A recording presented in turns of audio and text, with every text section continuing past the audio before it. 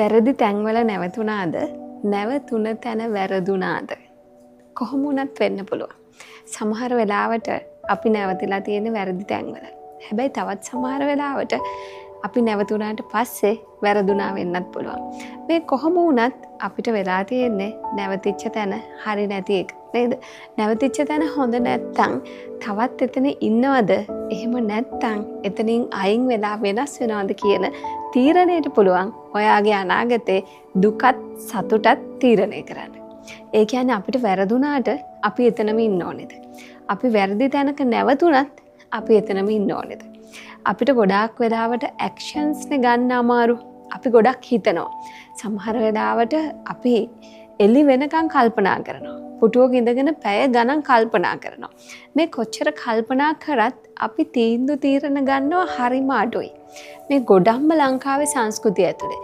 සංස්කෘතියත් එක්ක යට වෙලා ඉන්නකොට සමහරට අම්මා තාත්තා නිසා, සමහරට වෙනත් බැඳීම් නිසා මේ හැම දෙයක් නිසාම අපි එකම රාමුවක කොටු වෙලා හැමදාමත් ඒකාකාරී ජීවිතයක් ගෙවමින් ඉන්නවා.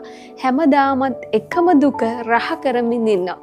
ඉතින් ජීවිතේ දුක රහ කරලා ඉවර වෙන දවසක් නැද්ද? ඉවර වෙන තැනක් නැද්ද? සතුට කියන එක දවසකටවත් ලැබෙන තැනක් නැද්ද? අපි සමහරට ජීවත් වෙන්න තව අවුරුදු 5ක් වෙන්න පුළුවන්.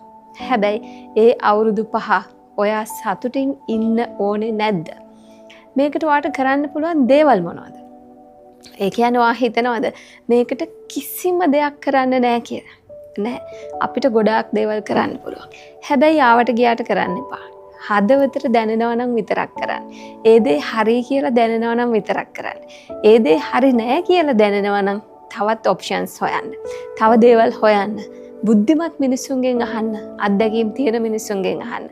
හැබැයි ළඟම ඉන්න කෙනා කියලා මෝඩ තීරණයක් දුන්නොත් ඒක ක්‍රියාත්මක කරන්න එපා. මොකද ඕනම කෙනෙක්ගේ හදවතට දැනෙනවා තමන් කරන්න ඕනේ මොනවද? තමන් මේක කරොත් හරිද වැරදිද කියන එක. ඉතින් ඒ හැමදේම හිතලා පුළුවන් තරම් තමන් ඔය හිත ඉන්න දේවල් ක්‍රියාත්මක කරන්න. ඒ කියන්නේ ඇක්ෂන්ස් ගන්න.